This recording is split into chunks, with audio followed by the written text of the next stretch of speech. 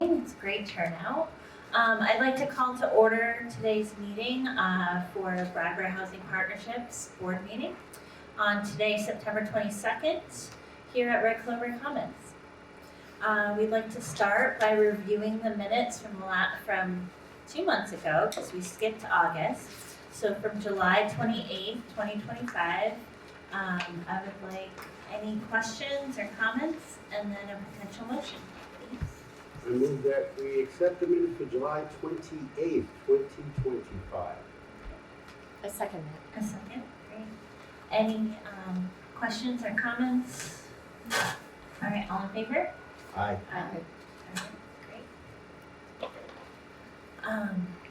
Now is the time for any resident and public participation. So if you have any questions or comments, now's the time, and I can pass off the microphone too.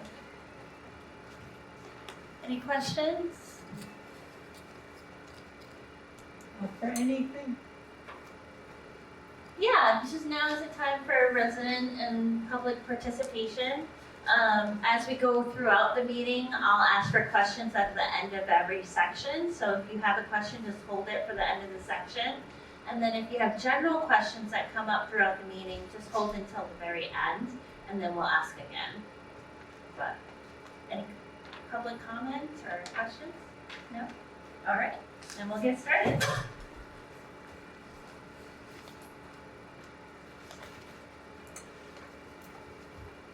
Okay, so we have a series of staff reports. We'd like to start with the executive director's report, please.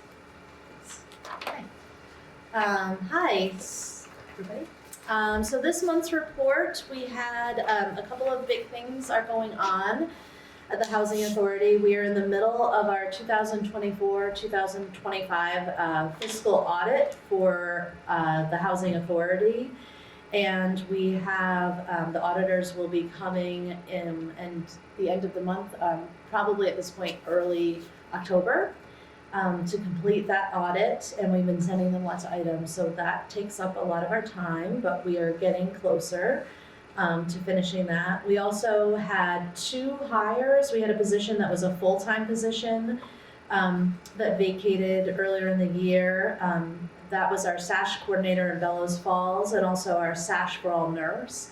We split that position because it really had been created for her, and so we hired a part-time SASH coordinator for Bellows Falls, and then we have a contracted RN for the SASH for All program, and they have already started. We have installed the locks at Hayes Court. That was a capital expense that the board had approved. There's a total of 18 doors in the building, exterior doors. We put in high security locks, as well as gave keys to everybody. And these keys are special keys that cannot be duplicated. We have gotten a lot of positive feedback from residents so far about this, and we're having a resident meeting with the police department this coming Wednesday at 10:30 at Hayes Court to get additional feedback. In August, I did participate in the sentencing hearing of someone who was convicted of selling drugs at the Moorcourt property, and I did participate in sharing what the impact was on the Moorcourt community during that time. There's a typo in my letter. At the time, there were 40 children living at the site and 33 adults. I talked a lot about the close proximity of the school and the overall impact, and I think it really helped for the judge to hear how much these situations impact our communities. And then lastly, we received our survey data results, which are in your board packet. I was really excited that we received 89 responses, most of which were handwritten, but many did it online as well, which was a new thing for us. And so that's the highest rate that we've ever received. The last time we surveyed all residents, we received 36 results. And other than that, Dan Riddlehoover from M&S Development will be here today to talk about the Melrose Terrace project. Any questions or comments from the board? The next is the Occupancy Director's report. It's the pink one. Any questions about that? Okay, moving right along. Next is the program data review.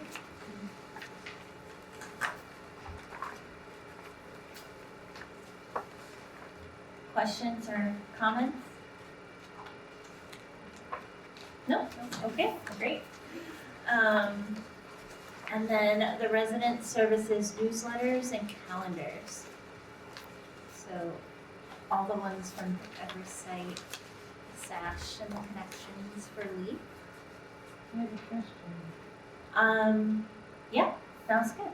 The people next door, to Red Clover 2, say they never get notices about us having meetings. Did you hear me?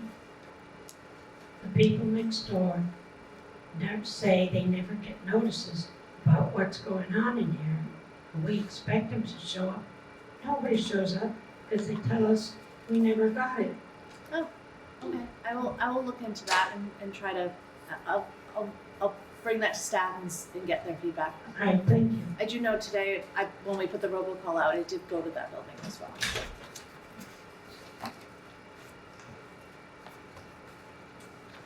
Okay, any other questions or comments? No? Okay. Next is the financial review, and the July 2025 comparable. This one. Anything notable or any comments or questions? The only thing I'll say is there's a couple of line items that we've pointed out in the past. One is under utilities, the electrical costs. This is for the RAD property, so this is not for Red Clover Commons, A.W. Richards, or Red Clover Commons 2. This is primarily for the 4 other properties. The electrical costs are showing up lower. That is because we paid extra bills in the last fiscal year. So it doesn't mean our electricity costs have gone down as much as I wish they had. We had just overpaid in the previous year. And then the other thing I think just make note, which I think is a good sign, is that our legal costs are starting to go down. If you look at the report in our, the occupancy report, it really shows that the increase in rent payments have gone up considerably. And so I think that shows a direct correlation between that and our legal costs. So our hope is that that cost will continue to drop. Other than that, the only other thing I would say would be, I'm weary of saying anything about contract costs yet because we're not in the snow season yet. So, Right. but other than that, we are putting together a comparable of this point in time for the next meeting, which is the halfway point of the fiscal year between this year, last year, and the year before, to see where we are percentage-wise. So I think that will be helpful. Claire, our new accounting administrator, has really dived into a lot of this, which is great. And so she's been really helpful in that process. So she's pulling that together. The other, I would say, positive news, it's always good to have good news, is that we just received a notification last week that our health insurance rates are only going up 1%, which is the lowest it's been in over 5 years. Last year, I think it was almost 10%. So that's gonna really help the board a lot, because when we projected our budget for the year, we projected it being a lot higher. So that is good news. So that's something that the board will review next month, as well as the fair market rents for the next calendar year. Great. Do you have a question? I do. Okay, I don't know if I need to, I probably don't need to. I can hear You probably do. Could you explain to me the correlation between your rental costs going up and your legal fees going down? Or are they not related?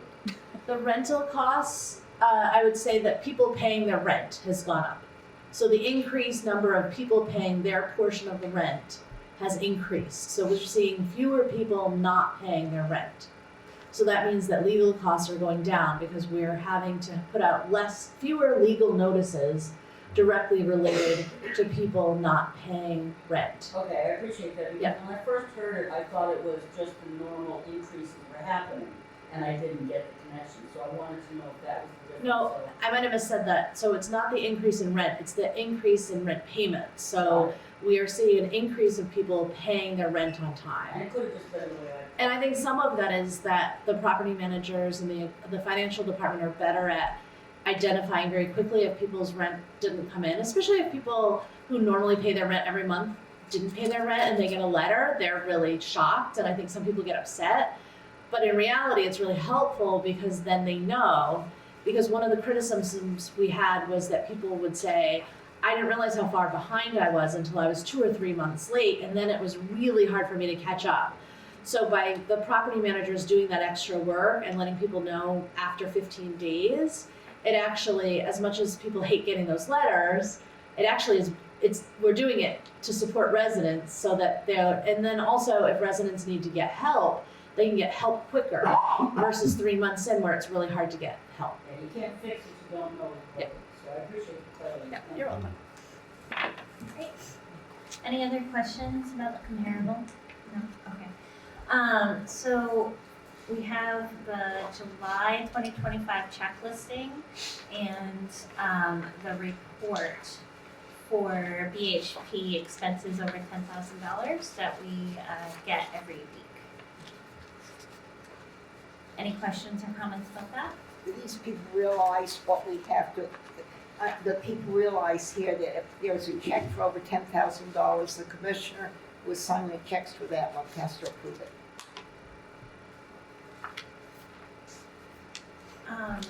Any questions or comments about that? Okay. And I'll just make a note, Yeah. just because the board had asked for this, so there is one expense, on the back page, there's one expense, that was, let me see where it is, hold on. I think the last page here. Just one, might not be in this.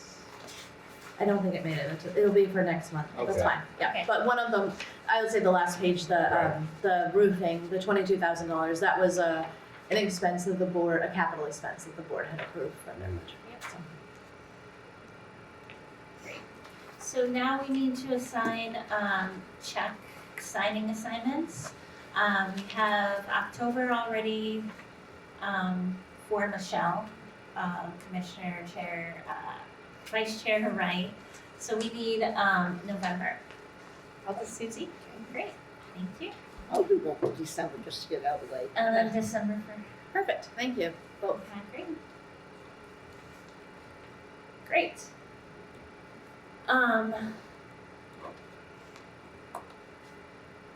Okay, sorry. Next will be our time to welcome our guest, Dan Riddlehoover, and we're going to be discussing the Melrose Redevelopment update. Want the microphone here? Sure. Thanks.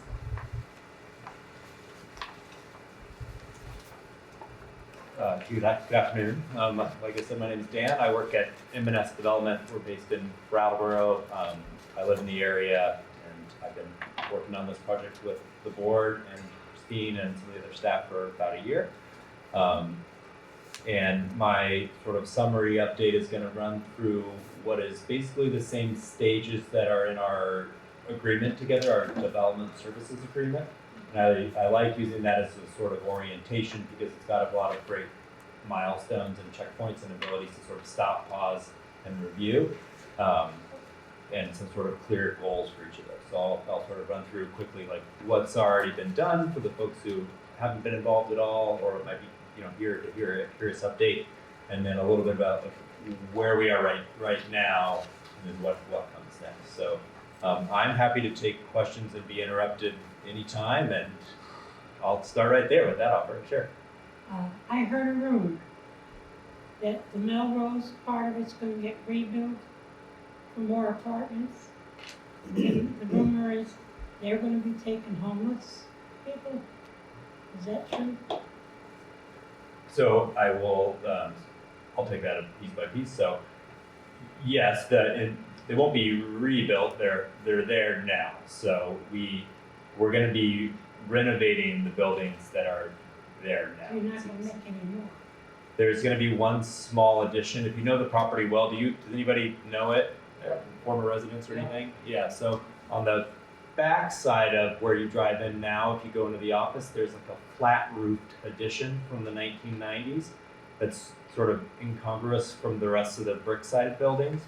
And that building, because it's up like a half a floor, led to some really wonky roof line issues and really funny shaped apartments. And so the plan is actually to take that building down and replace it with one new one bedroom on the other side of that same building, basically where you park when you would arrive and visit.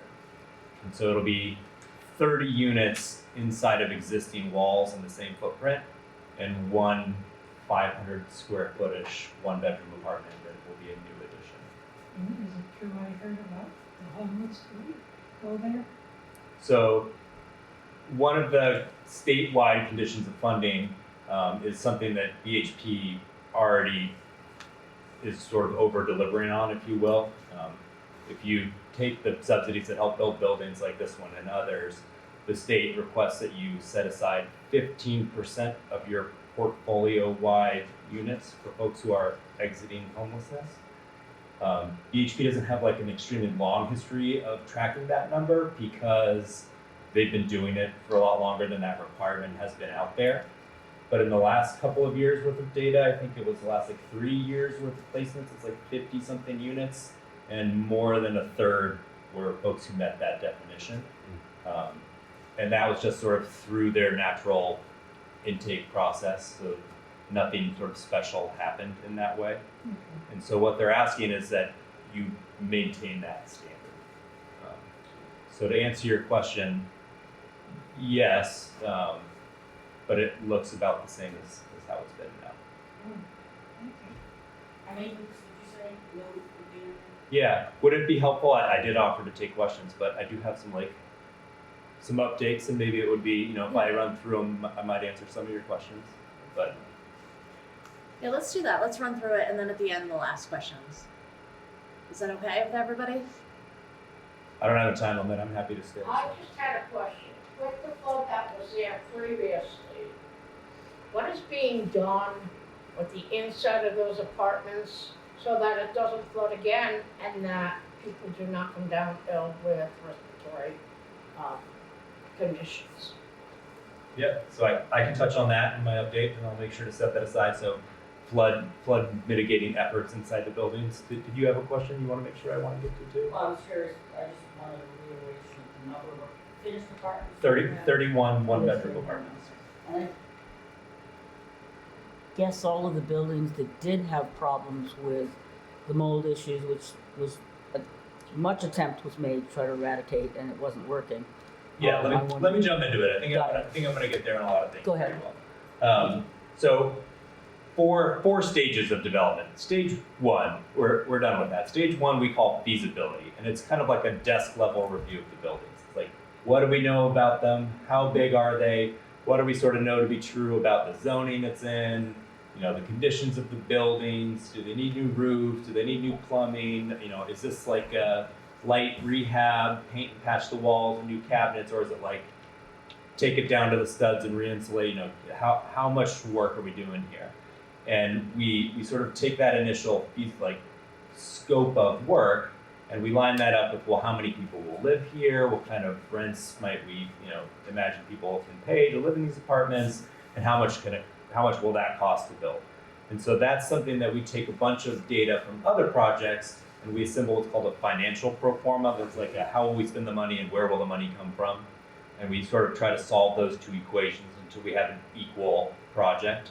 And if there's a reasonable path that our sources of funds can match our uses of funds, then we say, okay, this appears feasible. It might be worth spending some money on to try to figure that out. And so we did that on just like the desk level review. And then BHP hired an architect to sort of take another level look at the plans to say, okay, here's exactly the scope of work we would do.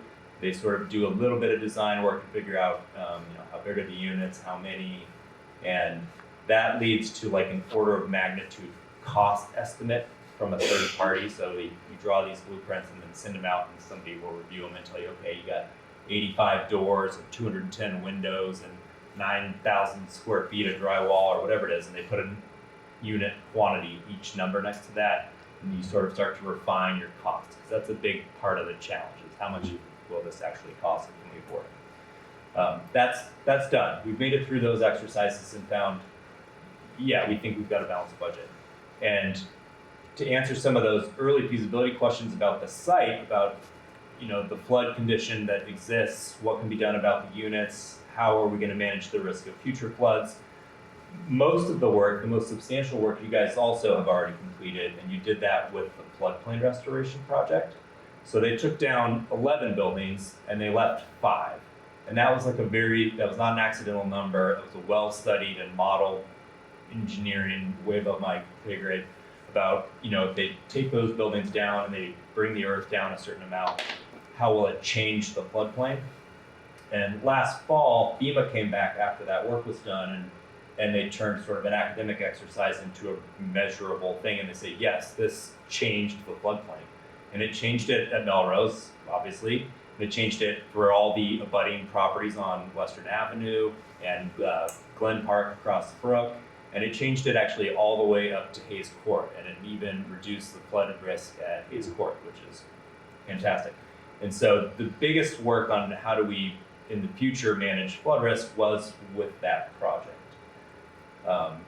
The other piece about what do we do with residual risk, if we're going to take down these buildings down to the studs and give them like a once-in-a-generation redo, what can we do that would be a smart, sort of resilient way to design them?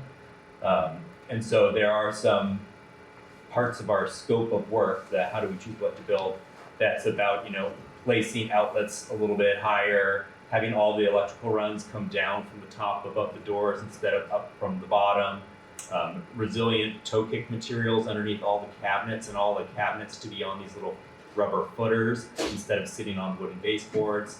A lot of trim panels around the outside that are screwed in rather than nailed or drywalled in, so that in the event of the walls, heaven forbid, need to be dried out or something, that could be a 2-hour effort. Strip the bottom, pull the bottom insulation, dry it out, put it back. So the buildings are out of what FEMA calls the floodplain, but it's close. If you go stand there, you can see the water, and so it seemed like a prudent decision to say that if this is sort of a marginal cost increase to make them a little bit more resilient and more durable for the next potential major problem, let's do that. Let's set ourselves up to have fewer headaches in the future.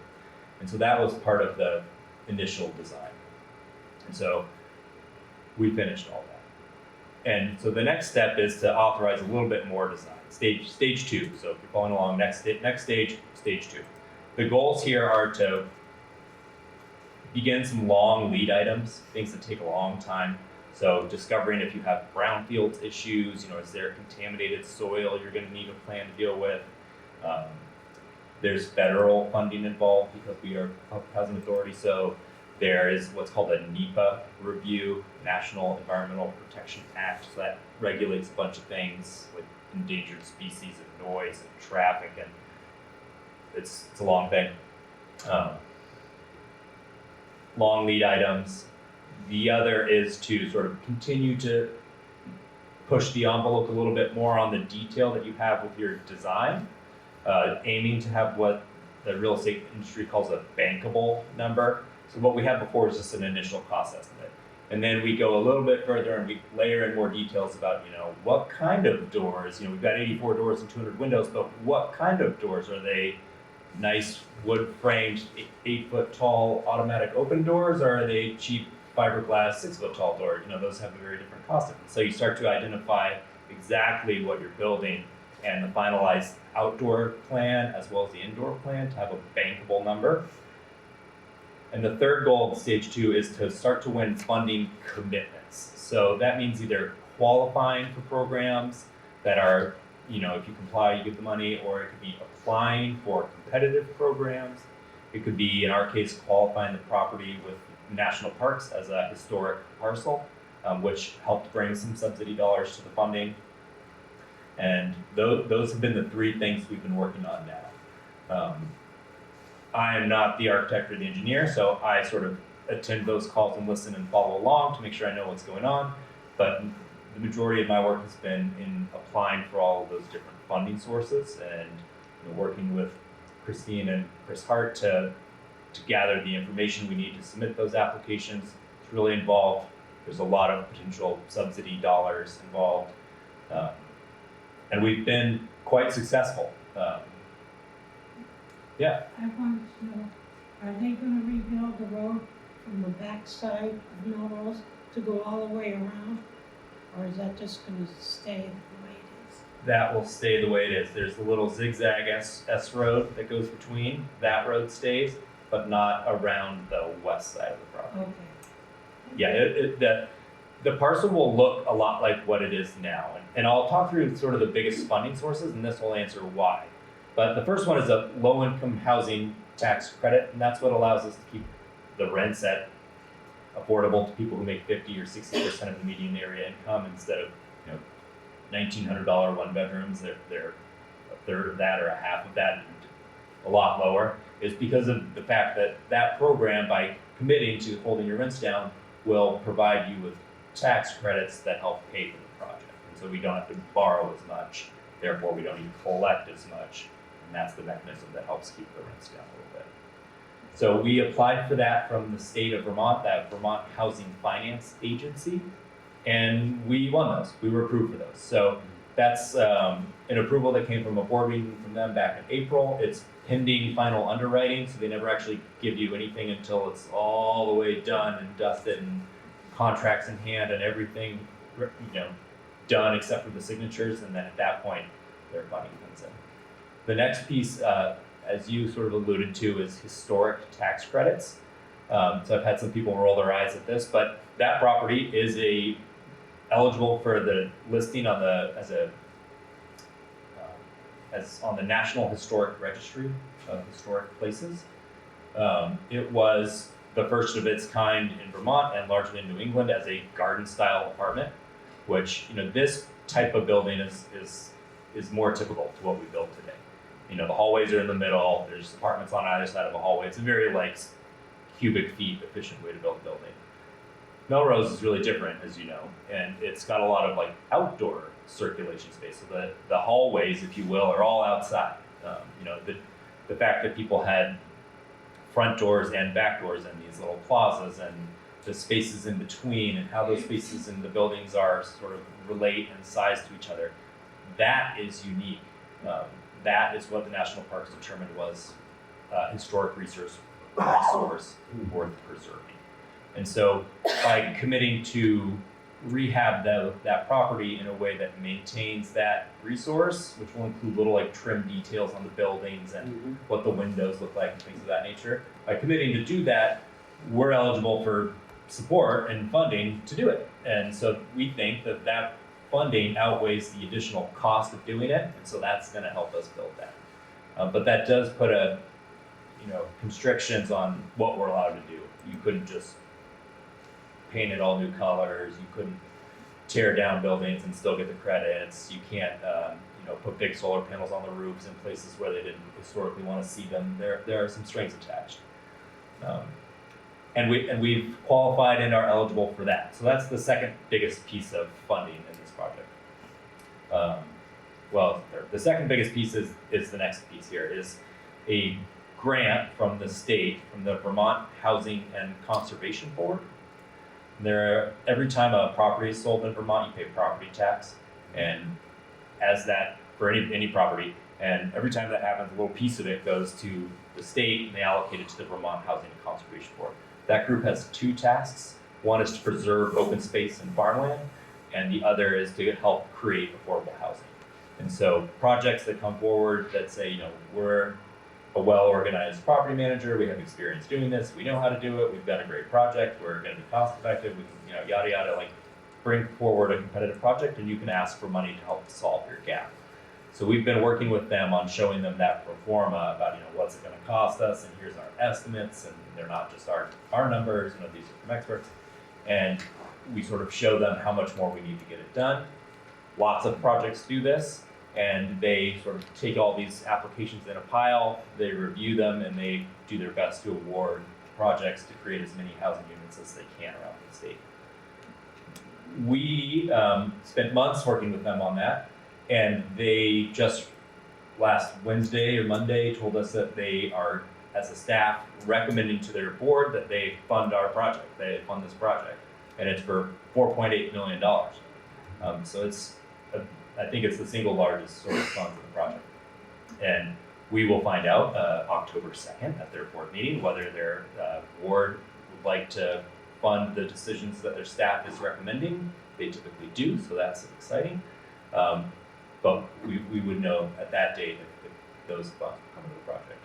And that's pretty much all of the funding for the project. So that's like 90+%.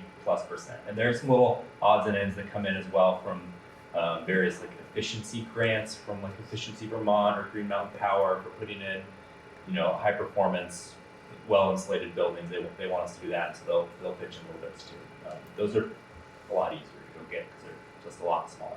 I just one question. Will these buildings have their own air conditioning and heating system? Or like we do here, or they have to put in an AC if they want it? They're going to have heating and cooling in each unit. So each unit's going to have a thermostat and a dial, or I don't know, up, down arrow, or whatever it is, and we'll have the ability to control its own heating and cooling. Like we have Inside the central heating and air. Will theirs be central heating and air? Or is it on each division apart? It'll be a little bit different. So this building is geothermal heated and cooled, and I believe has ducted heating and cooling around the building. Sorry, I don't work in those buildings, I'm not sure. And so what that means is there's like one big room here, or it's up on the roof maybe, some place where that heat is either created or removed, and then it's then ducted around the building and sent to your units, and you can sort of call for it. That means that there's like one central plant that sort of is the location of that. Okay. And so there's a little bit, I would guess, a little bit less in-unit controllability over what this building would have. Not the mechanical engineer person, but it's a little different. Okay.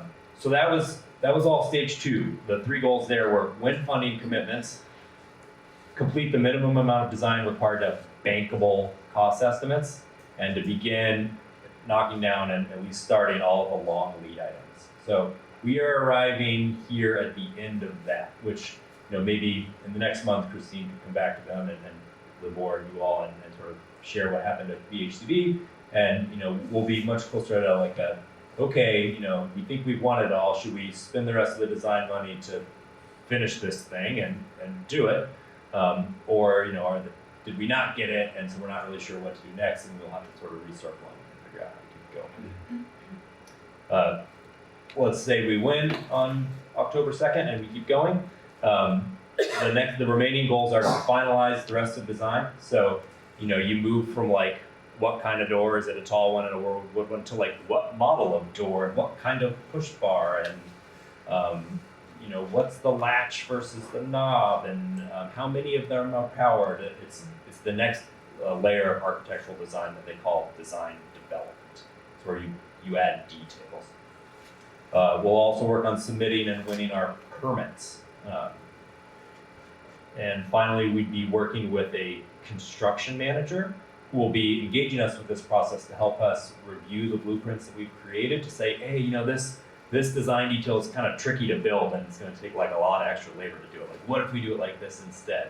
And they sort of engage with the architects and you all as the owners to sort of hone in on your design to make it more cost effective, or find good alternatives if something is like out of stock, or there's not a contractor who stocks that item or something like that. Rather than putting up a requirement that can't be met, they can sometimes understand their industry better than we can and come up with good solutions to things.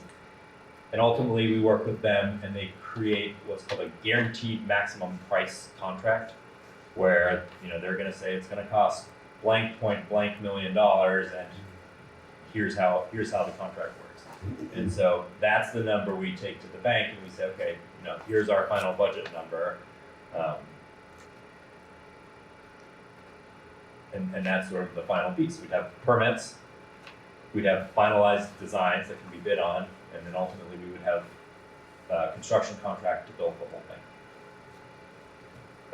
Stage 4 is construction, so that was pretty straightforward. We built. Can I just ask a question? I've also heard a lot of gossip in the building down 32.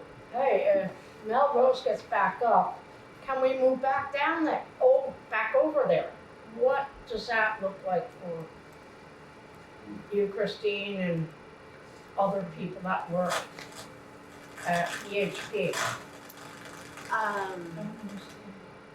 So it won't be that you can just transfer back there. You could reapply. You could apply to be at the housing to move back there, but it wouldn't be that you can just go back there. No. And it will be a little different. It's affordable housing, but it won't have the deep subsidy in every unit that this building does, and so it's not going to have there's just less subsidies than we wish there were in the world right now. And so we don't have a subsidy to put in every unit the way we do in all of our other buildings, except for A.W. Richards, which is also didn't have subsidies tied to all the units. It's a different type of affordable housing.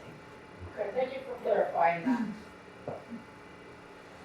And I'm happy for the board or any residents to take any other questions, or if there are any topics I didn't get to that you're thinking about.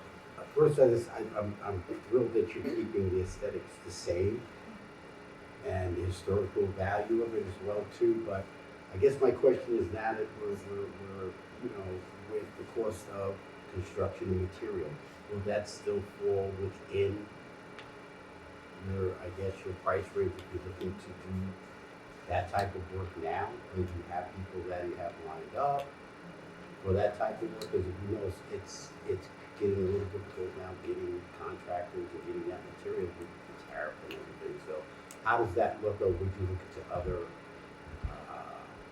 resources? That exact question is one of the things we asked construction managers when we interviewed them as part of our RFP process. So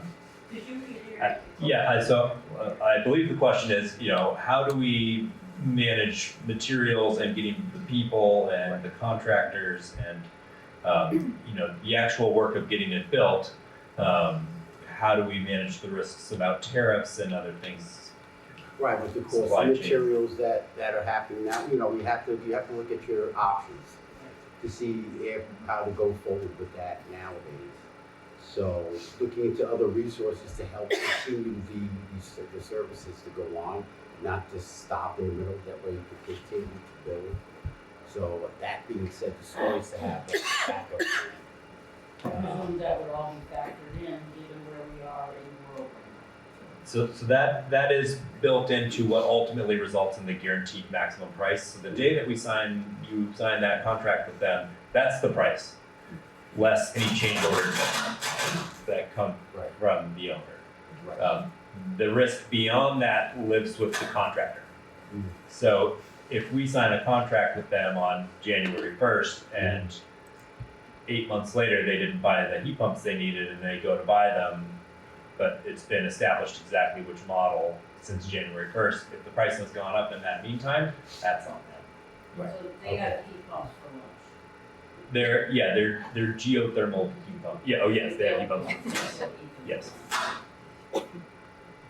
They'll make a fee if they'll don't worry, they'll get paid also. So we don't have to feel too bad. They take a risk. It's mostly they win, and They factored in. and they're very good at what they do. So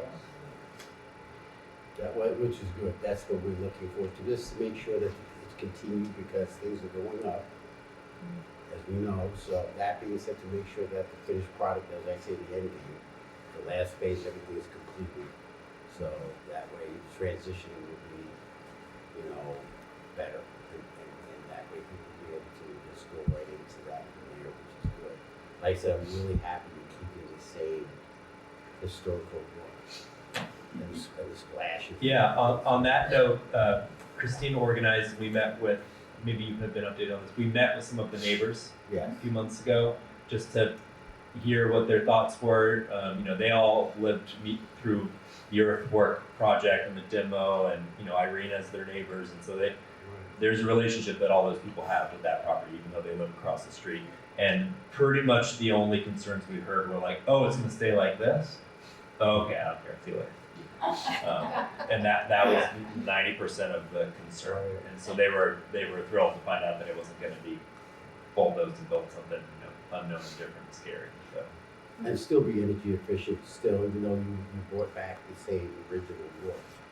Like you Yes. said with that. So the insides of the buildings are gonna shrink by about 2.5 inches on every exterior wall. And then we're gonna be pulling down the drywall, furring out the studs. That means just making the stud base thicker. And while there's nothing in the wall, we air seal the walls much better, refill them with much thicker insulation, replace them with much better windows, insulate the ceilings much better. It'll effectively be a new building. It can't quite meet new 2024 building code, but pretty darn close, yeah. So the eradication of any mold or anything like that has already been done or will be done? I don't know what's in the walls, so. There won't be anything inside the walls. Yeah, I figured. The wall insides are gonna be trashed. That was a tough pill to swallow. I'm excited about the historical portion of it. That's amazing. That's well researched. Good on you Yeah. guys. It's worth $1.8 million to us all, so. Only, is that all? Yeah. Yeah. And if all the funding, if all the funding was, when do you plan to break ground on this? Well, if everything goes as quickly as I want it to, which it never will, I would like to see something happening in the middle of next year. I'd say that'd be my optimistic answer today. Yeah, I'll see you next summer. Yeah.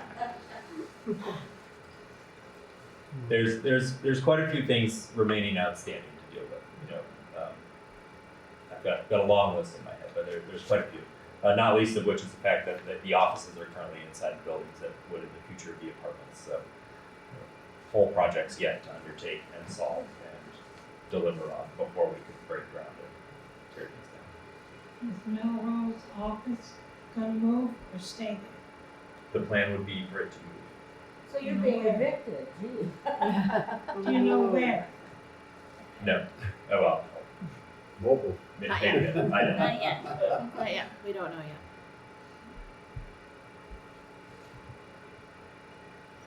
Any other questions? Thank you Thank so you much. so much. Yeah. Yeah. Thank you. Okay. So, did you want to talk about what we were going to do in executive session? Sure, so the Thank you. next item on our agenda is sorry. Oh, yeah, what was it? I just lost my agenda. Sorry. In my mind. Supposed to review the pre-construction contract for $26,700 with the DEW Construction for the Melrose Terrace project. And this is limited work. This isn't construction work. This would be support around to give their opinion on design options and feedback. I wanted to wait for the board to approve for me to sign this contract until we went into executive session. I just had a couple of things to talk about around the contract, and I think it would be helpful for us to have that before we make that motion. So we're going to hold that to the end of the meeting so we can go into executive session. But Dan, is there any information you want to share about the contract itself, like what the contract, because it's a little different. DEW is the contractor that we chose to do the construction work based on our RFPs, but we haven't had a contract with them yet. This is a pre-project contract. Right. Do you want to So talk? we have gone through a RFP process and received lots of submissions and interviewed several candidates and quality checked references and toured some other buildings. and have selected a contractor. Earlier, I spoke about NEPA, National Environmental Protection Act. So that's like federal permitting. When people say like, oh, it got bogged down in federal permitting, like what does that mean? That means NEPA. And so there are certain things you can't do until you finished your NEPA permit. And one of those is sign any sort of construction contract. So you can't say, hey, we're gonna hire you to tear the buildings down. We'll let you know when it's gonna happen, and then go work on your NEPA. You can't even sign the contract. You're not allowed to do that. You can't break ground on things. You can't say, oh, we'll just do this part and then win the money and do the rest. You can't do any of that. And so because that's a pretty common occurrence for large housing projects, because there's often some kind of federal funding that comes with that requirement, the construction industry has set up a process that sort of draws a very clean line that says we will provide none of those services, and instead we will provide only sort of advisory services at this point. And so that's the work that they'll do to sort of work with the project's architect, work with you all as the owner, help identify, that door is not made anymore, or, that door looks the same as this one and performs the same, but this one's way cheaper. They do that work to help us make a better design and find better value in what the designs are, and they only do that. And so what you would be hiring, if you all later discuss and decide to do that, is not a construction contract today. It's just pre-construction services. So it's just them spending their time helping us work on the design and the constructability of that design. At the end of that, they come back with that guaranteed maximum price contract, and that is a construction contract. So we would have to have finished our permitting by then to be able to sign that contract. And I'll say that this contract is, $25,000 or something like that. They'll put a lot more time than that into it. It's a really involved process for them. And the reason that they'd be willing to do that and put in even more time than that is because they want to try to win the job, right? They want to help us make sure we get the most value out of our design so that they actually get a chance to build it. Because if we design a dud and it's really expensive and we don't, offer to have them sort of help us make it better, then probably we won't be able to build it and they won't get a construction job, and that's their primary interest. So this is sort of like a loss leader, it's like the eggs and bread in the back of the grocery store. Like they want you to walk past all the other aisles. They're willing to sort of break even on this process. So I think it's while it's a large number, they spend lots of time and are really helpful. And I don't think there's a way to really do a project of this scale without having that kind of agreement. They'll make $25,000 back in one real smart decision. And they'll have lots of Question right So basically, it's a cost, design, value assessment to really hone down the numbers. Yeah. To make it more realistic, so you really know what you're dealing with, and somebody will hold to that, and you guys know what you're dealing with. Yes, so that agreement, maybe you have a copy of it, has some specifics about what they'll do. Some of those things are they'll take it out to their would be potentially interested contractors, show them the designs and say, what do you think of this? Is this a job you're interested in? Do you have any ideas? Could you give me a rough estimate now? And sort of really try to help us figure out the cost and the design value. Great, thank you. And we'll discuss this more in executive session. Thank you very much for that clarification. So just moving on to the agenda, if that's okay. So we're all set, Dan. I mean, you're welcome to Okay. stay, but don't feel like you have to. I appreciate you just coming. Thank you. So the next on our agenda is the, we already talked about it in the executive report at the beginning of the meeting, but the safety update, and that included the Hayes Court exterior locks being installed. So we can move on from that since we already discussed it. Next, we're going to go over the resident survey responses, and Doug was going to put it on the main screen for us. And that's this back in here. So as I mentioned, we received 89 responses of the 298 property house units that we have in our property in our portfolio. The majority came from Samuel Elliott Apartment, then Red Clover Commons. These numbers are very consistent with the population there. I think the only one that was a little skewed was Hayes Court. Hayes Court actually has the most units, that's 72 units. I'm just going to run through some things very quickly. Everybody said that they know how to get in touch with us, which is great news. People like to get robocalls. People also like to have text messages sent to them. That's how they prefer to be communicated with, and also flyers in their mailboxes. We more than half know how to get on our website. People don't usually use our website for forms. I think that's probably because most of them are applications, so that wouldn't be for current residents. Not every, I would say that our Facebook, people connected to Facebook is low. It's only 20%, so maybe that's an area to boost. People definitely know how to put a work order in. So that was great. People also talked a little bit about putting work orders in, and a lot of people did put work orders in.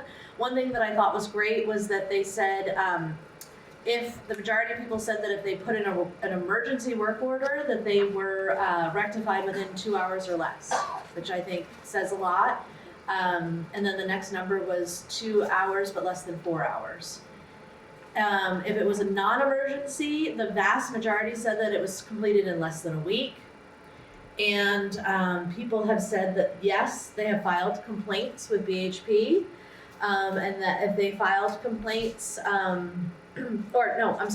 vast majority knows how to file complaints, and 50% said that they have filed complaints within the last year. Of complaints, the majority came from Samuel Elliott Apartment and Red Clover. That was very consistent with the number of people that completed the survey, so it wasn't very different. Like one property has a lot more. It was really in line with the number of people, the same percentage across properties.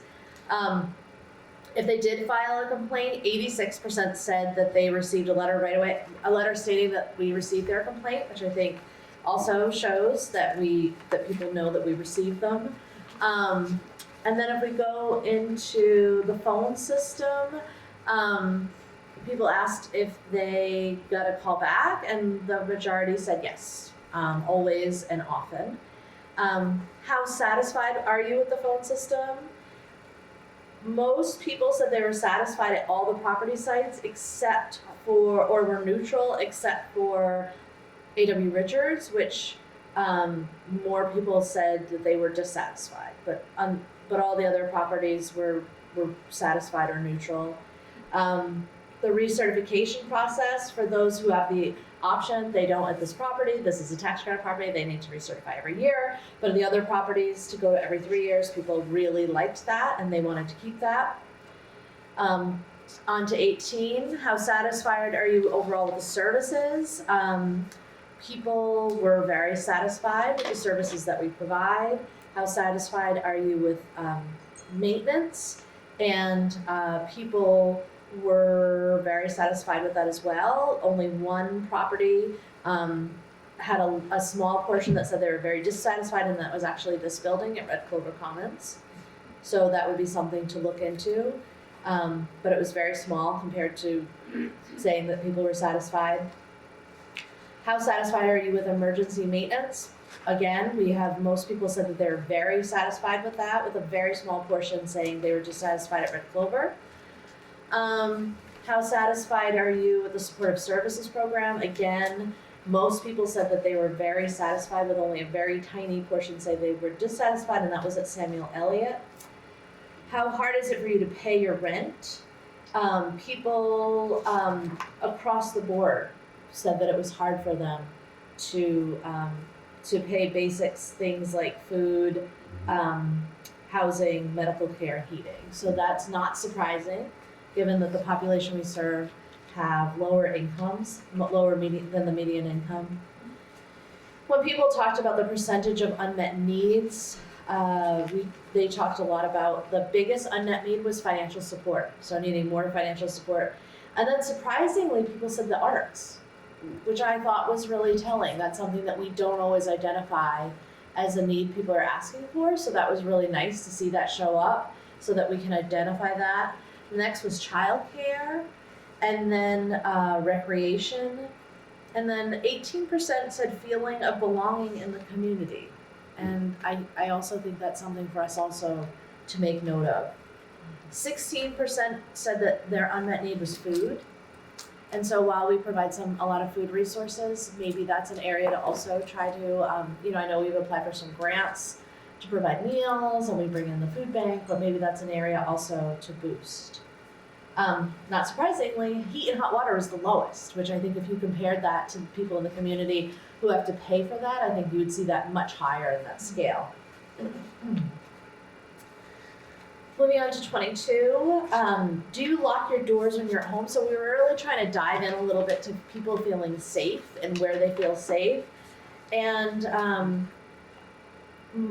at A.W. Richards, people, when they are home, it looked like everyone that responded, and more for it, they lock their doors when they're at home. Red Clover Commons 2, many more people do not lock their doors when they're home. Ledgewood Heights as well, showed that people, everybody locks their door when they're home. Hayes Court as well, but really Red Clover Commons 2 and Ledgewood were the highest in that group. How safe do you feel being alone at night in your home? And everyone at Red Clover Commons 2 and A.W. Richards said that they feel extremely safe.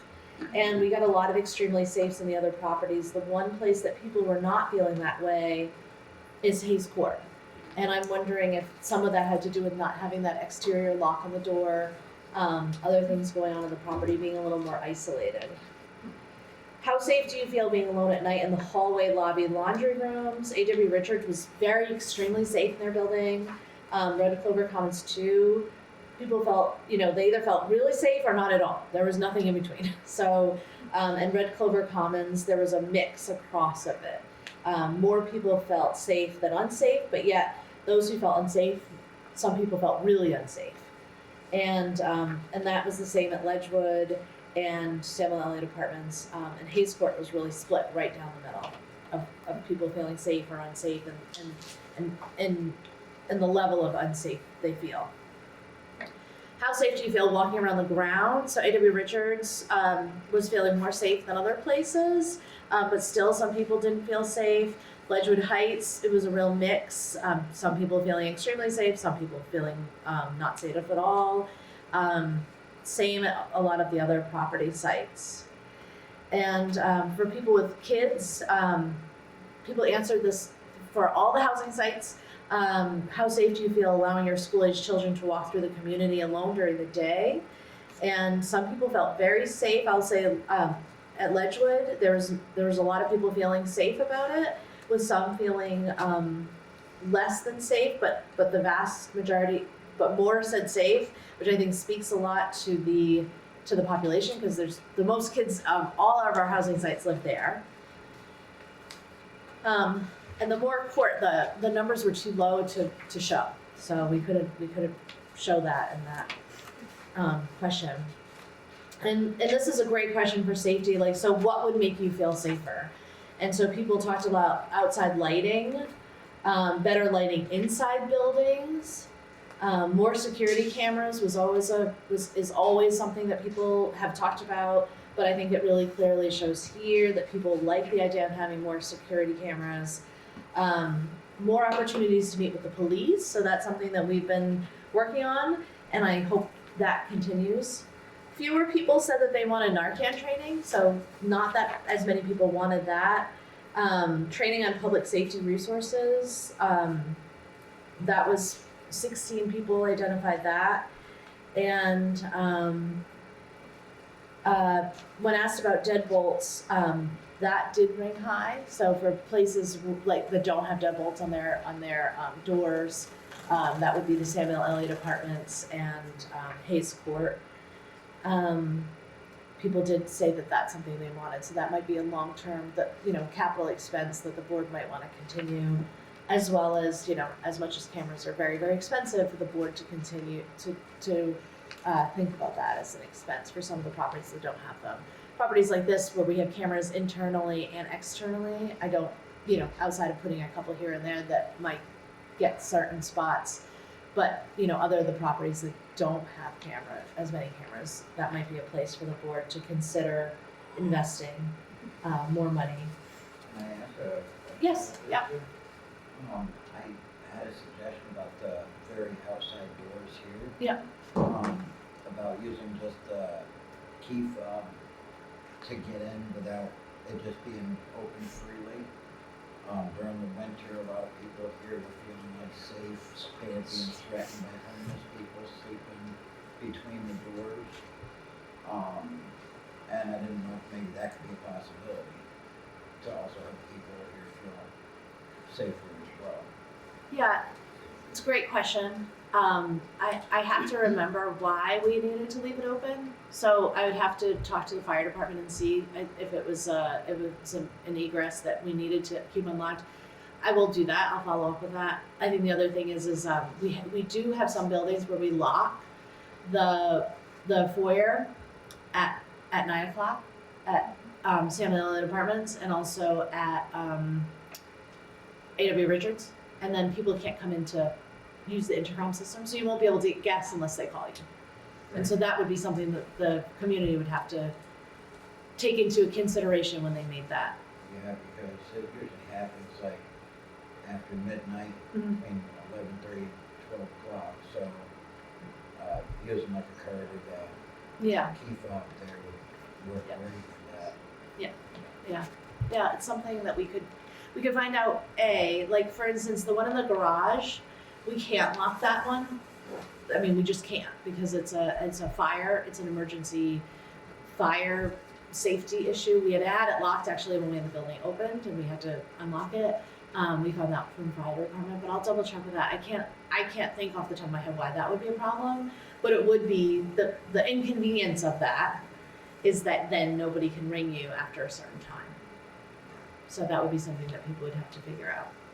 But I would also encourage people in the meantime, like if you're seeing people coming in there and sleeping, that it's really important to call the police and let them know that somebody's there and that they can come and check on them and make sure that they're okay and ask them to go. Yeah, we've done that a few times where they, have them come for a while later. Yeah. We were told that, a lot of us were told we had to handle it ourselves, and I've taken 2 people out of the doors. for Yeah. threatening people. And, So who told you you had to handle it yourself? the police said that it's housing's going to do something to make people stay out of the foyer area. And then housing has said, we should call the police if there's troubles on the property. Okay. So a lot of people are getting kind of mixed Yeah. signals of Okay. what to do. Okay. So but we have a meeting scheduled with them tomorrow. I'll clarify that with them because, the positive thing is in the last few years I've been meeting with them. Our staff has been meeting with them once a month and more frequently sometimes. But I'll ask them that and if we need more signage that says like no trespassing and those types of things. I know we've been ordering more signs that say that, and so if there's a sign, then maybe it's not enforceable because we don't have the right language on the door or something. But I'll find out. So thank you for telling me that. Can I speak to that, just to put some more info in your head? Sure, and then I'm gonna move on, and then we're Yes, gonna hold the it'll questions be to the quickly. end. I don't mind, just but gonna throw it out yeah. there. There was at least one time that rescue came through and they had to literally by feet push 2 people aside to get through the gurney, and they were still there when they came out with somebody on a gurney. That was this last, February or something. And the signage, it's ignored. Yes. It's absolutely, it doesn't matter what you do because nothing happens much unless we call it. I don't mind calling. I have no problem with that. And already that first cold night we had 2 nights ago, I understand that some people were aware that there were some people in the building to the point of even some alarms going off down in the garage when it was like around 32, 33 degrees 2 nights ago. I saw them coming out. Yeah, and some other people heard alarms going off. So just to let you know that it doesn't take long, it drops. And of course, we don't have the clothing box anymore. So, and it's probably new people in town. They go, oh, a garage. So, Yeah. that's just what they do. But the signage, maybe that gives you more leverage because it's posted. But as far as acknowledging it, Yeah, it does. It gives us more, it's exactly what what I you just said. figured. It gives us more leverage Yeah. because that it's clearly stating that I that- think that's what yeah. it does. And that was, when we've had these conversations with the police Yeah. department, that's what they recommended. So we are, we'll continue to do that. And then I also letting them know, I think letting us know, like, hey, this happened, but also letting the police know if we're all on the same page, then we can all have that conversation and we can try to, it's all of our goals to try to make our housing as safe as possible and the whole community safe. So, so I'll talk about that and then we'll talk about the exterior doors and what that would look like. Have you thought about like maybe hiring like a security here or anything? We have security that we hire sometimes. It's very, and I'm not, it's always money, right? And I know people get frustrated by hearing that, but it is like there is a finite number of money, amount of money we have. We have done it on properties where we have issues, and to be honest, we haven't had a lot of issues here. This is actually our most secure building, so we haven't seen that yet. So if you're starting to see that, that's good for me to know, because then we can have that as a, as a way to go forward. Like, well, what do we need at this property to keep it safe, to nip it? We like to know right in the beginning because we like to address it right away, and then when we know, we can start working with the police. We can start working. We maybe get a security guard, but we'll never have somebody just like sitting here 24/7. That just doesn't. That won't happen at any of our sites, unfortunately. We can't afford that. So.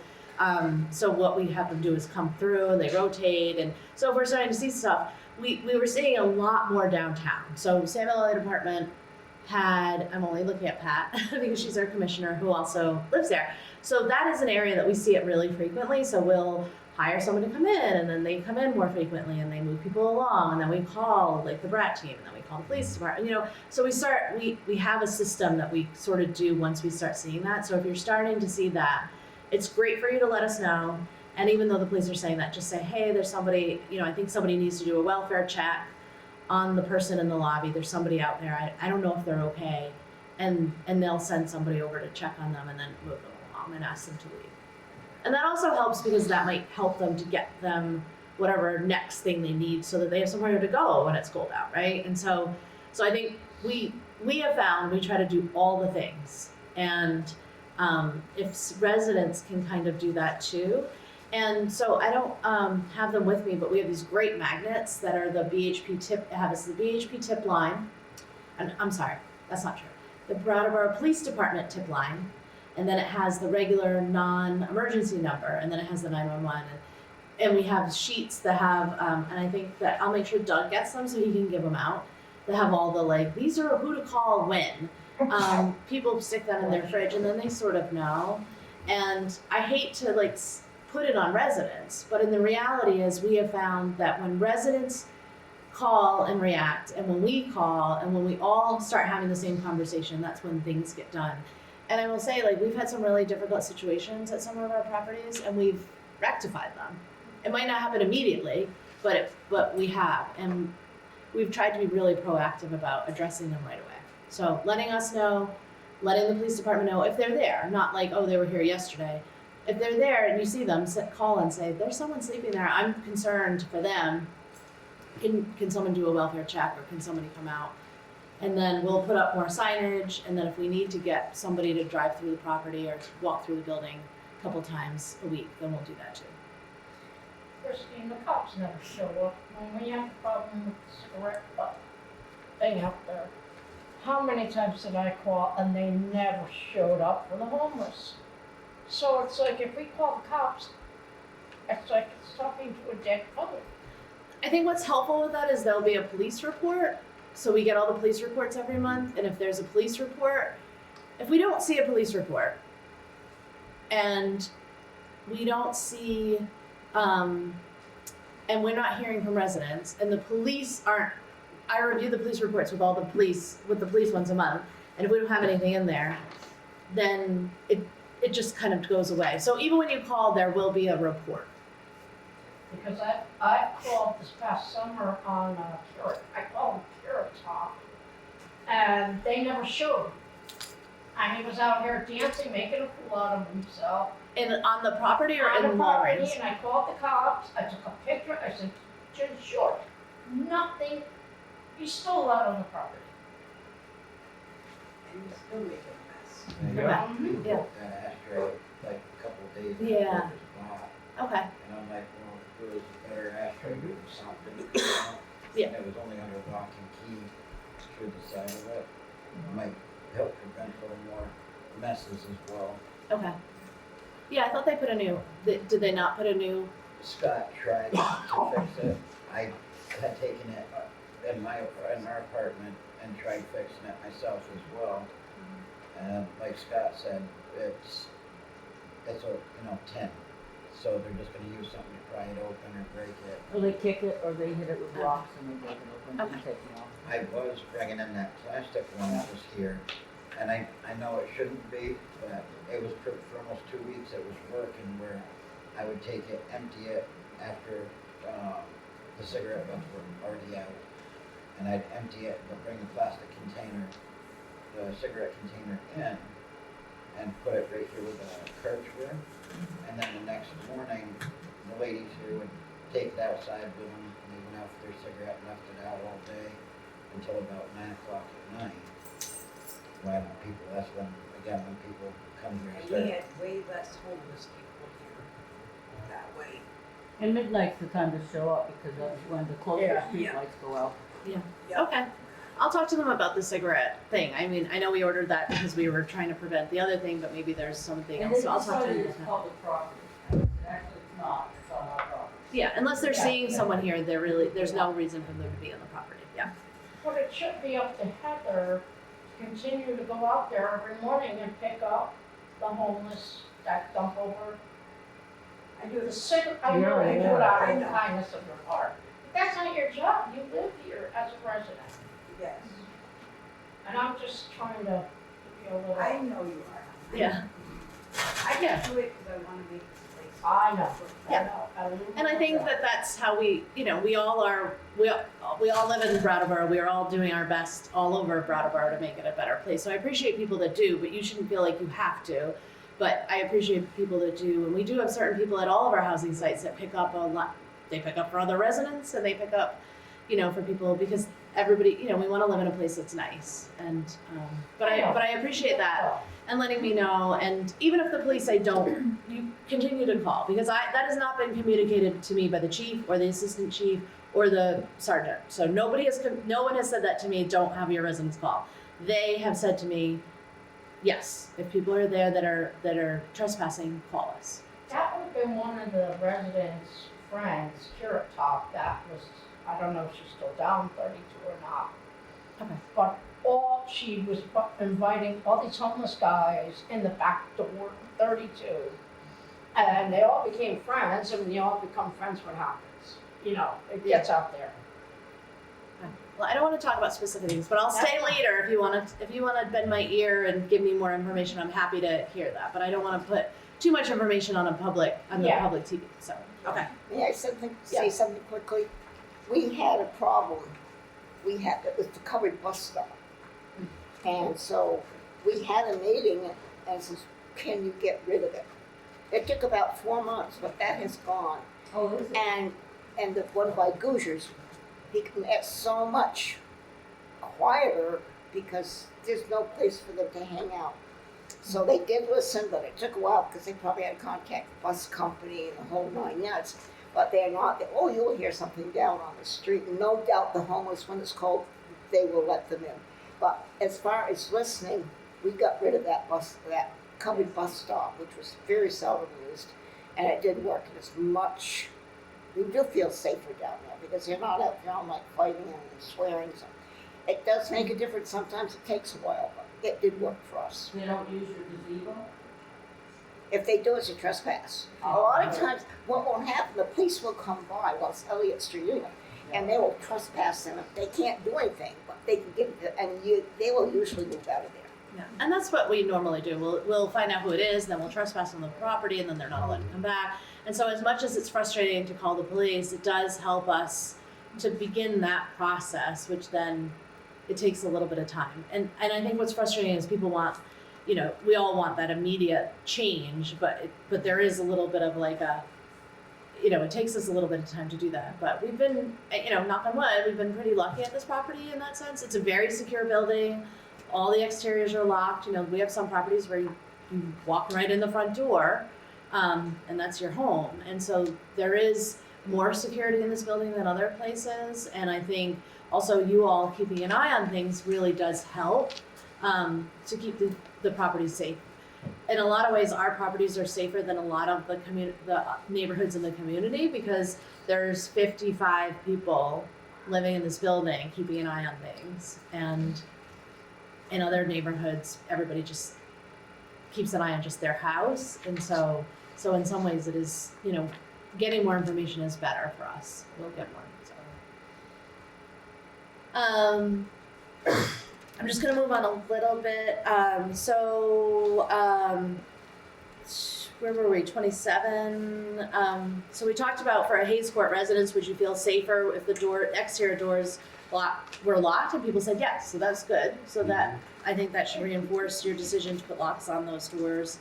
Number 28, on a scale of 0 to 5, with 0 being not worried, how do you feel in the days leading up to your apartment inspections? And this was something that came from Alicia. We talked a little bit about people feeling anxious about this, and we could see that people were really,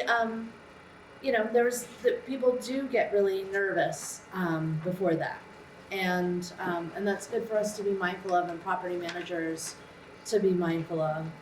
And how could we minimize some of that stress for people? Especially at Ledgewood was the most. Yeah. Yeah. Just throwing up there. I don't know. Yeah. I don't know why it's there, but Well, I they're big experienced that apartments. myself. Yeah, they're and big they're apartments. big apartments. When you live alone and you have an inspection coming up, you know that you need to do it. But when you have 4 or 5 kids living in your house and you have an inspection coming up, you clean your house in the morning, and by the afternoon, if the property manager comes, it could be trash, right? And so what does that look like? So I think it was really helpful to understand that. That was good. And how could we be a little more sensitive to that? How connected do you feel with neighbors on your floor? So it seems like people feel really connected to people, which I was excited about. At Red Clover Commons too, people felt very connected, even Red Clover. People feel connected. There were some people who said that they weren't at all, that they were less connected, but there were none that said not at all, which was good. But at some of the other housing sites, Hayes Court, which way I do think we have found that people get more isolated there. How connected do you feel to your neighbors in your building? Red Clover Commons 2 said very connected. Red Clover Commons, there were some that said not connected, but more people said connected. And that was across the board, that more said connected versus not connected. How do you feel about people in your housing development? It was pretty much the same as the previous question. And then the community, how connected do you feel with your neighbors in your town? And Red Clover Commons felt very connected. I would say Red Clover Commons much less so. People don't feel as connected to people in their town. And then at A.W. Richards, Samuel Elliott Apartment, Hayes Court, even less so. So that's something to think about as we bring in programming or get people to, what does that look like for people to build connections across the community? How likely are you to recommend housing to someone else? So a lot of people were very strong that said yes, yes, yes, and then some people were like absolutely not. So that's a little bit of a wash, but it's good for us to know that there are some people who wouldn't. So why is that, and how do we improve that number? People talked a lot about what they like best about their home. People talked about privacy, comfort of their home, feeling safe, enjoying the views, having enough space. Affordability was big. Convenience to town services, friendly neighbors.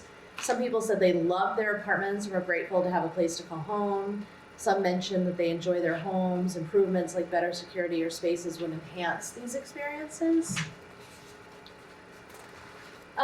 What area should BHP focus on most to improve your experience as a resident? And there were, people said a lot of different things, but the vast majority said other, and all of that was related to safety.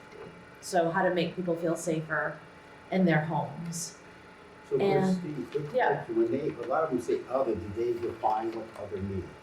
Yeah, I think that if you look at underneath, it's residents express that building safety is the top priority, specifically calling for an action against drug-related activity. So that's the other, okay. Multiple comments mention the presence of drug dealers, users, unstable individuals, which contributes to a feeling of unsafety. That's the point of that. Other people said things like smoking indoors, pet care, and pet waste.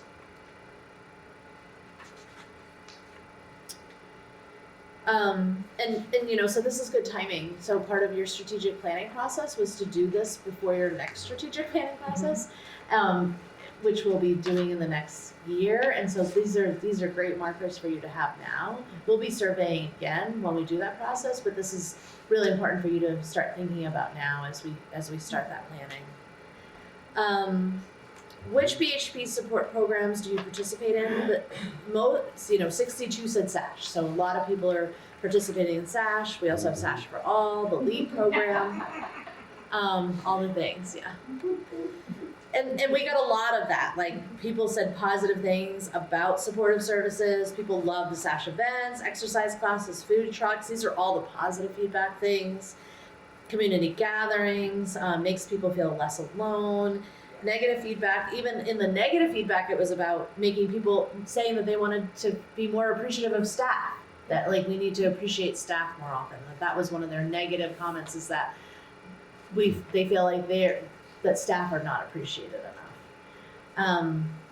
If you participate in a program, if you don't participate, why not? And they said there, some of it was timing. Health challenges make it difficult. Some people are busy and work. I know at a lot of our family sites, that's a hard thing for people to do. We asked about RAC and are you on the resident advisory committee? And 81 people said no, of course, because our committee's smaller. And people were wondering why, and somebody said that they were interested, but they didn't really know how to get involved. They needed more information. They were hoping we could communicate more. So I think that we'll really need to challenge the RAC board with getting some information out to their fellow residents and trying to be more inclusive and try to get some more participation. Rate your current agreement with the following statements. So do you believe that you have good neighbors? And people really felt like they have good neighbors. We got more people strongly agreeing that they have good neighbors. And then, do you believe you are a good neighbor to others? And even more people said that they strongly believed that they were. And the breakdown of having good neighbors, Hayes Court strongly agreed or agreed without saying that they disagreed. The only place that we really a big standing said that they disagreed was at A.W. Richards, which was surprising to me. We would have to dive in a little bit more to that and see why people feel this way. So any questions about some of that feedback? And this information we're going to put on our website too, and we'll give out to residents as they request, but I thought it was important for the board to look at that data first. I was just wondering, it said one person in Morcourt, no one else got the survey? That was it. That was it? Yeah. How many in Morcourt? 28 apartments. Okay.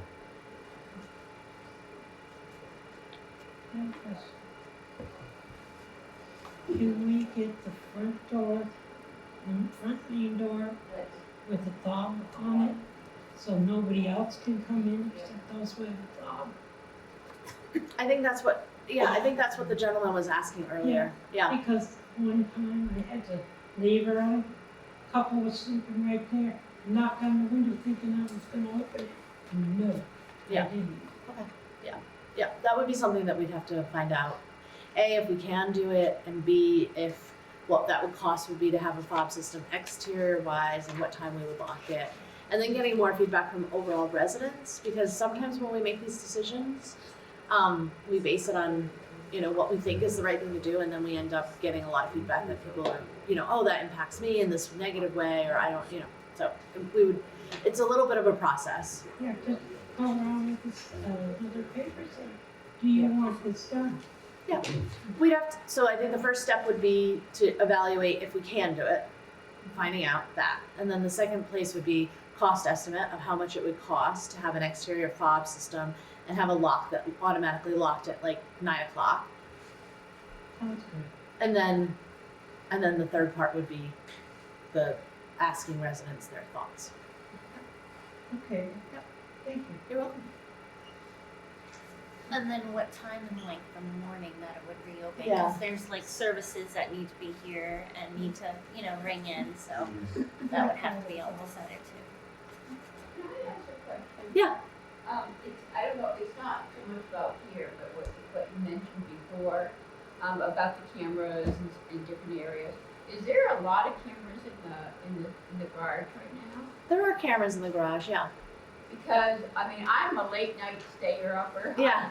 If I'm reading or watching TV, Yeah. like 1, 2 o'clock, 3 o'clock, sometimes I'm up. And I can hear, of course, I'm over the garage, so I'm over in that wing. And I can hear, sounds like garbage buckets are going. Or, it can't be bumper cars down there, but, I am next to the garbage chute, but I don't think it doesn't sound like it's the garbage, unless it's making all kinds of racket. I don't know. Like That's dragging, if you let us know what time it was, that would be helpful. I don't know. I do know that Well, there's it's usually about like say between 1 and 3. It's Okay. real late at night. Huh. And I can also smell cigarette smoke sometimes coming through the vent. Oh.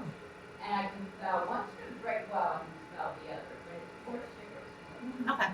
Yeah, letting us know when that is would be really helpful.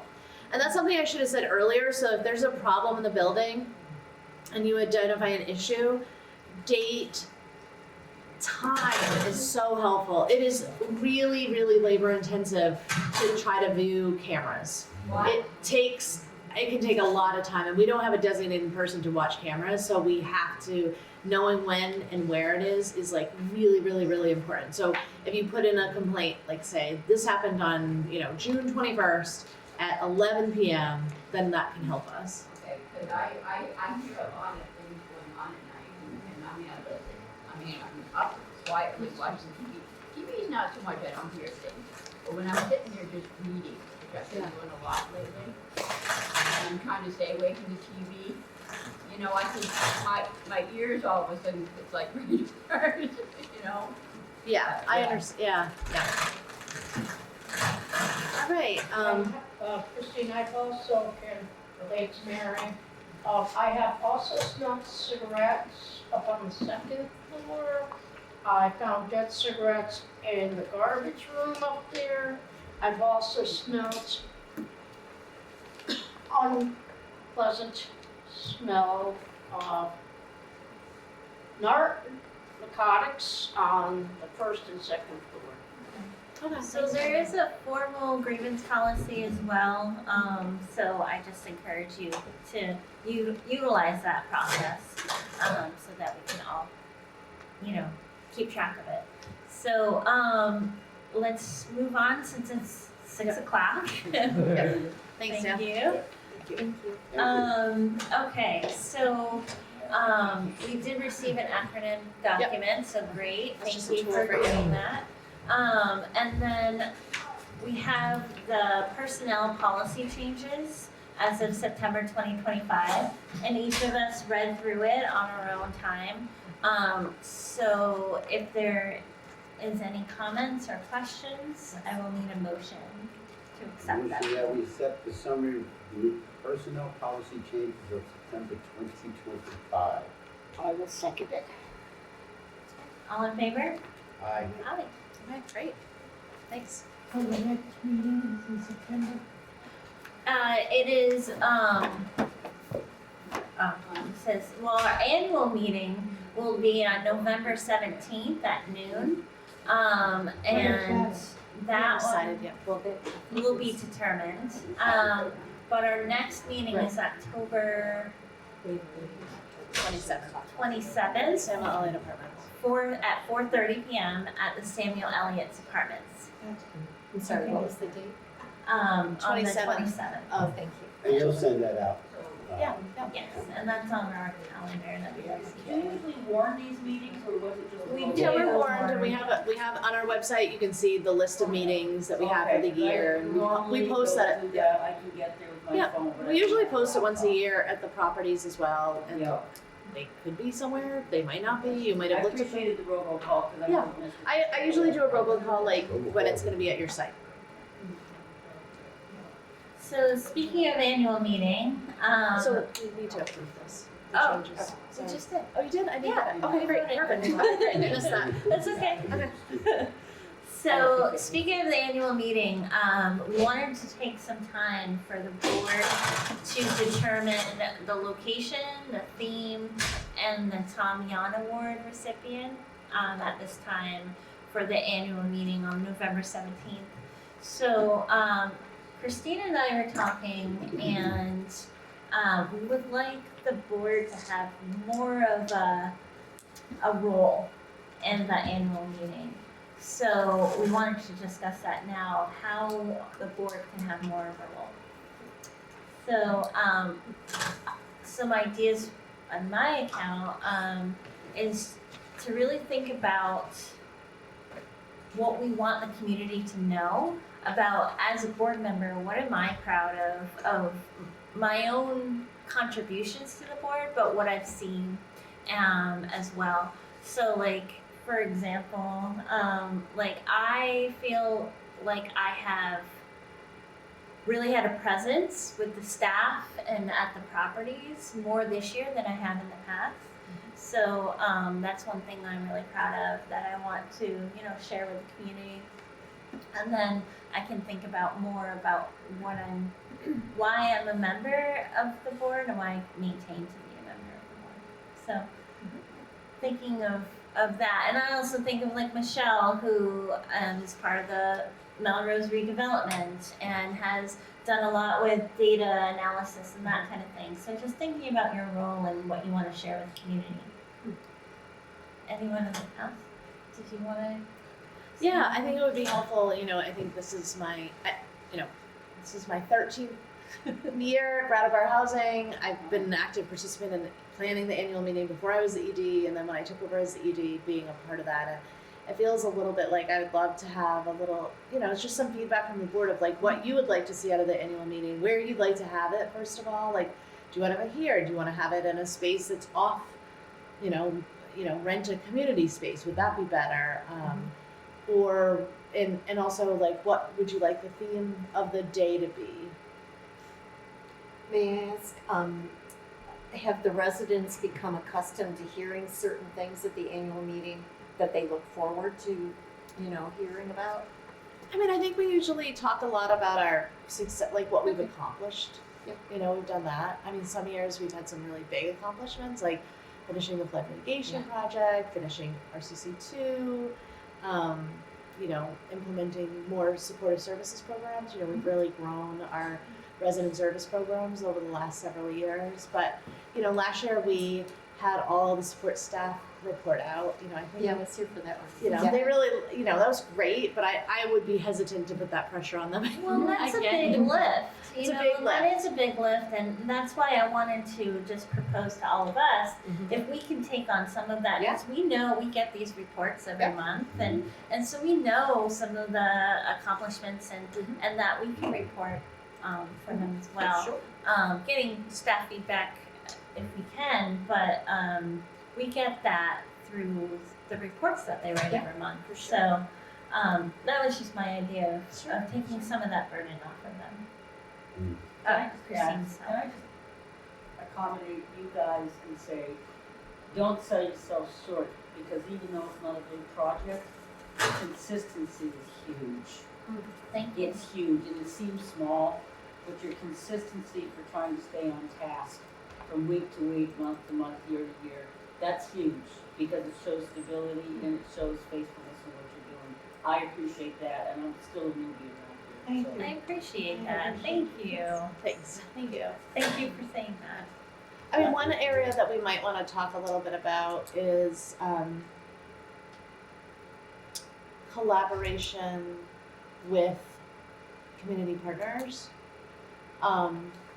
You know, the One Brattleboro group has been working now for over a year, and Brattleboro has been collaborating with the police department for more than for several years now. And what that looks like, that would be another area of like, I always call it like, I have this term that I use, radical collaboration, meaning like we're not just collaborating with the partners that we know we've always collaborated with, but we're trying to collaborate in ways that are with people that we've never collaborated before. And I think the collaboration with the police department speaks to that.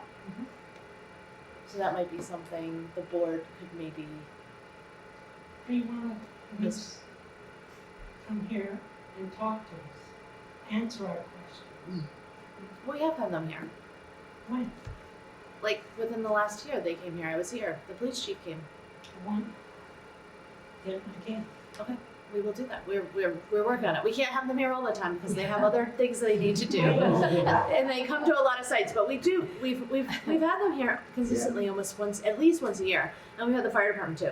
Yeah. Well, But I know we'd like them here all the time because they're a lot of fun to talk to. But at the annual meeting, we want it to be more of like a positive thing Yeah. because, we can bring them all the complaints anytime Yeah. of the year. But this, we really want to acknowledge the positive of the partnership and the collaboration because it's really strong, and that's what we want to hold that space at that time. Right. I just had a residential community meeting today at 12, and we were talking about getting the fire department here and trying to teach us how to do CPR, or how to, if nobody's here, how to help people.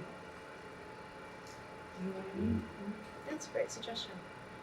Because one of the people that don't live here gave one of the residents, helped them out, that saved her from the fire, police ambulance took her to the hospital, that saved her. So I want to be able to know how to do CPR. And maybe that's something that the board wants to recognize our emergency our first responders, whether that's the police department or the fire department. How do we recognize them in a way? Because as much as and I always like people to tell me when things are going wrong on the properties. I don't want to ever stop that. That's helpful to know. However, we've also done a lot, and I think that our properties are safer because of the work we've done. Is it perfect? Absolutely not. But is it going in a direction that's positive? I think it is, and I think our survey shows that. I think it could be, it's hard to measure what doesn't happen, but I think things have improved in a lot of ways. And when things are hard, we've had a better response because we've had that relationship. A connection, and then that's what I like to build on too, with the connections that we had, not just with the tenants, but also with other people in the community, coming together and helping out in situations that in the past has happened. And I think that growth and looking at the accomplishments and how we overcame and ensued and continue to grow together and becoming this family orientated. Everybody knows each other by name, so this is the beauty of having that type of relationship. Yes. She mentioned with the police department and fire department, something has recently been brought to my attention, and that's that a lot of people are talking about Narcan these days and thinking they should use it. I'm not one of them who will have it available, but what I was made aware of was the fact that if you misdiagnose what you're using for Narcan, you can kill somebody. They might be having something else like a seizure or some other kind of medical event going on. There's nothing to do with that. And if they're given Narcan, you can lose them. I think we're going in a direction. That is a misconception, but that's not what we're going to be talking about right now. We can talk about it another time. But I do want to say that is a myth and a misconception. But we can talk about that after the meeting. Not only the CPR, but this afternoon when we had our meeting, as I'm on the advisory committee for this year, we also want like little things too to learn, like the burning or I choking, they mentioned, but, I don't know, I think I'm one of those people. You know, you never know, but maybe somebody that will, you know, if they came across them. I mean, just even the little things. I mean, I always talk about what if I burn my hand, I know cold water, you know, be exploded, or I stick it in my mouth quickly. You know, I just, you know, maybe I'm screwing back my BB, I don't know. But somebody said at the meeting, they said they heard about putting in cold milk. Never heard that. But, or even butter. I heard butter one time too, with butter on it, so. I don't But a lot of know. people don't know. Yeah, no, I think it's a great idea to have something specifically for that, for Basic residents. first aid. Yeah, basic first aid, I think that's a great idea. Yeah. Thank you. And so I think right now we're gonna go back to the annual meeting, and so, Yeah, so we can think about it some more before the next meeting, right?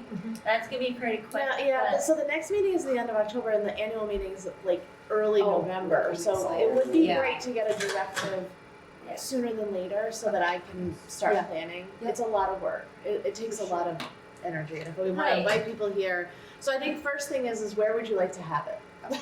I say here, this is kind of a, what do you think? I mean, we could vote, I mean, what other places have we had it before? I mean, I don't know. we've had it at Hayes Court, Uh-huh. we've had it, have we had it at Moore Court before? No, it's No. really hard to have it because it's so small. Right, Warford and okay. Ledgewood are really hard. Right, I okay. would say if we wanted to have it on It's property, it would have to be yeah. here, Hayes, or we could try to do Samuel Elliott Apartments. Samuel Elliott, We yeah. have done Sam Elliott. I mean, Upstairs in that, Mhm. yeah. Hold on to 25 people. I mean, I kind of like the feng shui and the See, with this building is on one floor. Now, if you go to Sam Elliott, you're gonna have to take an elevator or the stairs. I think this is brilliant. And all depending how many people, like I said, this is great accommodations. I mean, for the past, from where my experience, like I said, it's beautiful view and everything, so I would think it would be probably This is good could be, there's more size. parking too as well. The kitchen's right here, it's not closed off. And you don't have to worry about, and the park, now forget about parking at the high rise. Here you can park next to Right. the high rise or wherever. Okay, so I it think it's seems more like a convenient from here. consensus for regular comments. Yeah. Okay, great. And a theme. So, I mean, I'd like each board member to think about, I don't know what the theme would be, but like, we're all in this together, what it takes, you know, all of us to contribute to the success of this community, including, you know, our community partners and our police department and One Brattleboro, and so, It takes the community to, we can't raise a Yeah. child, but it takes the community to, like, which is really. like, we're how- all in what's this that really- together kind of thing. Yeah, I like that. it takes the Yeah. community to, Unity in the community. I was thinking, since I've been a commissioner, I've been thinking about how much, in response to some of the safety concerns, but how much the community, like all the BHP properties, have really come together as a neighborhood, that they're protecting each other and responding to each other and getting to know each other better. So I've seen, just in my short time, I've seen what feels like a lot of growth in that area. And that neighborhood now encompasses the police and other partners in a really, really meaningful way. And I think that's something to celebrate. takes the community to stay safe. Yeah. Yeah, I mean, like, thinking of like what they did in Ledgewood, they all came together and they had a resident-driven block party all on their own, so, Yeah. I can't think of the word that It's not a unification or a connection, it's something in that like line. a shared response, or Shared community. Collective Shared impact. community. collective impact, Yeah. kind Oh, of, there you but, go. Yeah. yeah. Collective, yeah. That's But a- I like the phrase of we're all in this together, 'cause, yeah. And it's, you know, it's the idea of more than housing, it's a home. It's a community, it's a It's a neighborhood. safe community, safe environment, safe Mhm. living. Yep. So, yeah. And then the Thom Yahn Award recipients.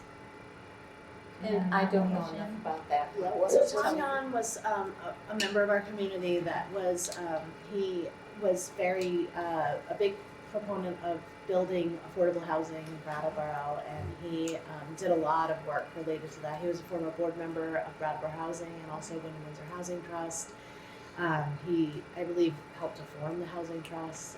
He was somebody, he passed away several years ago, but in his honor, even when he was alive, we gave up the sport. Every year we rotate it. Wyndham Windsor does it one year, and we do it the next. Where we give it to somebody who's contributed to housing people who have low incomes and growing affordable housing. So in the past, we've given it to Groundworks, to Josh Davis, for his work at Groundworks. We've given it to a group of local landlords who supported our Section 8 program for many, many years and continue to do so, and we gave it to them. We've given it to, I'm trying to remember I think, what was the gentleman I took his position, we didn't, Byron's. Yeah. I don't know if Byron, he hadn't gotten it, maybe he did, and then we also gave it to the Evernorth development team, who helped us to redevelop this property, as well as Melrose Terrace, RCC two. And so, Is this something that we can talk about, like just bringing up nominations in executive session? you could do that, and you could let me know Okay. that, it's like a celebration for that, we've got the damages in. Yeah. It's a life celebration. I Yeah. would say. So I do have someone in mind that I would like to nominate, and a former employee of Brattleboro Housing.